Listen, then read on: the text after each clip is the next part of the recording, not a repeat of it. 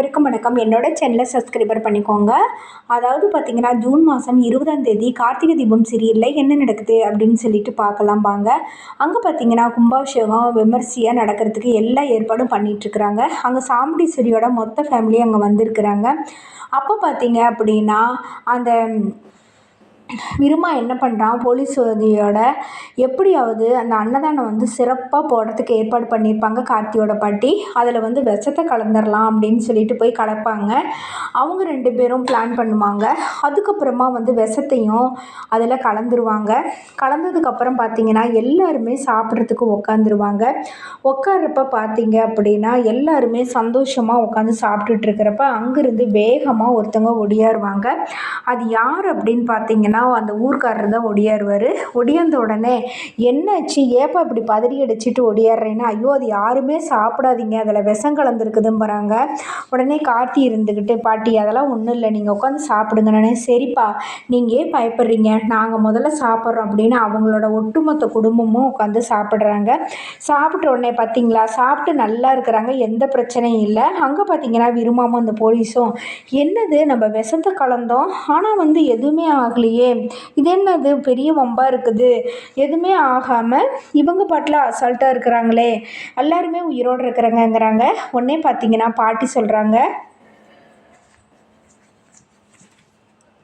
இங்கே பாருங்கப்பா, நான் வந்து சாப்பிட்டு நாங்கள் எங்கள் ஒட்டுமொத்த குடும்பமும் நல்லா தானே இருக்கிறோம், தயவு செய்து உட்காந்து சாப்பிடுங்கங்கிறாங்க. உடனே எல்லாருமே உட்காந்து சாப்பிட்றாங்க சந்தோஷமாக ஹாப்பியாக.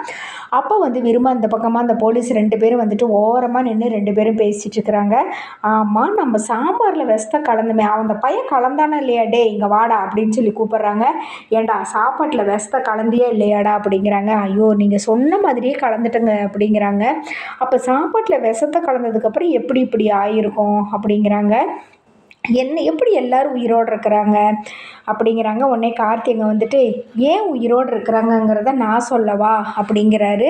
திருன்னு முழிக்கிறாங்க. அப்போ வந்து அந்த கதையை எடுத்து கொடுக்குறாங்க.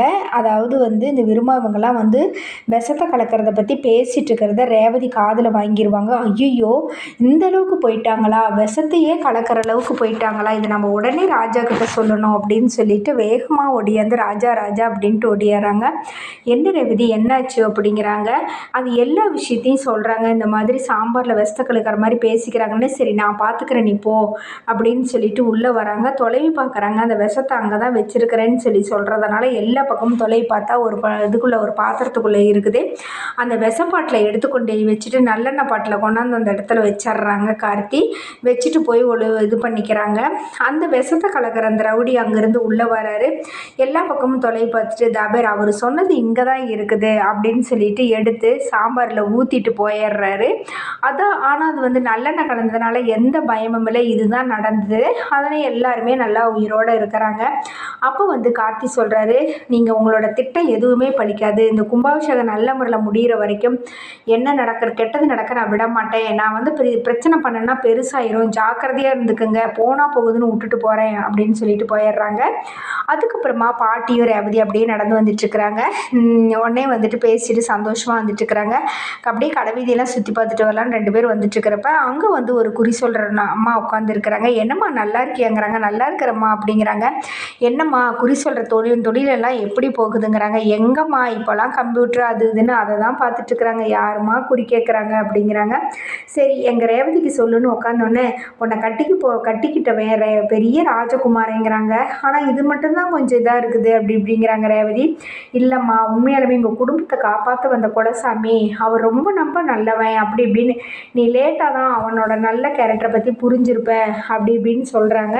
சொல்லி முடித்ததோடு இல்லாமல் என்ன சொல்கிறாங்க அப்படின்னு பார்த்தீங்க அப்படின்னா, அவங்களுக்கு சீக்கிரமாகவே ரெட்டை குழந்தை பிறக்கும், ஒன்றை மாதிரி ஒரு பொம்பளை பிள்ளையும் கார்த்தி மாதிரியே ஒரு ஆம்பளை பையனும் பிழைக்கணுன்னு ரொம்ப சந்தோஷம் அப்படின்னு சொல்லிட்டு குறி சொல்லி முடிக்கிறாங்க. முடிச்சோடனே அவங்களுக்கு காசெல்லாம் கொடுத்துட்டு சந்தோஷமாக வர்றாங்க. ரேவதி நான் கடைவீதி போயிட்டு வரேன் பாட்டின்னு ரேவதி கிளம்பிடுறாங்க. அப்போ பாட்டி இருந்துக்கிட்டு, அப்பா முருகா எப்படியாச்சும் என் பேத்திக்கு ரெட்டை குழந்தை பிறக்கணும் அப்படி இப்படின்னு சொல்லி சந்தோஷப்படுறாங்க.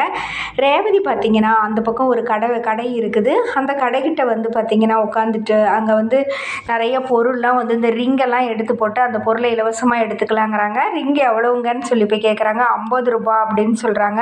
அப்போ எனக்கு வந்து ஒரு 10 ரிங்கு கொடுங்கன்னு சொல்லிட்டு 50 ரூபாய்க்கு வாங்கி ஒரு ராமர் சிலை அங்கே இருக்குது. இந்த ராமர் சிலையை எப்படியாவது நம்ம எடுத்துட்டு ரிங்கை தூக்கி தூக்கி போட்டுட்ருக்குறாங்க.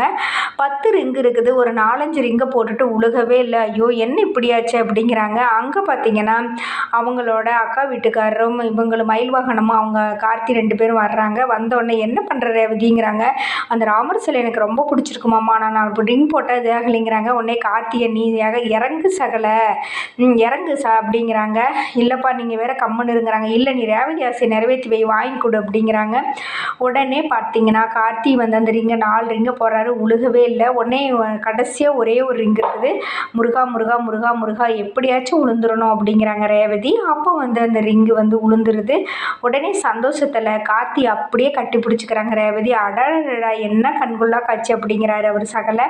அதோடு பார்த்தீங்கன்னா எபிசோடு முடியுது. அடுத்த நாளைக்கு என்ன நடக்க போகுதுன்னு வெயிட் பண்ணி பார்ப்போம். நன்றி வணக்கம். மறக்காமல் என்னோட சேனலை சப்ஸ்கிரைபர் பண்ணிக்கோங்க. நன்றி வணக்கம்.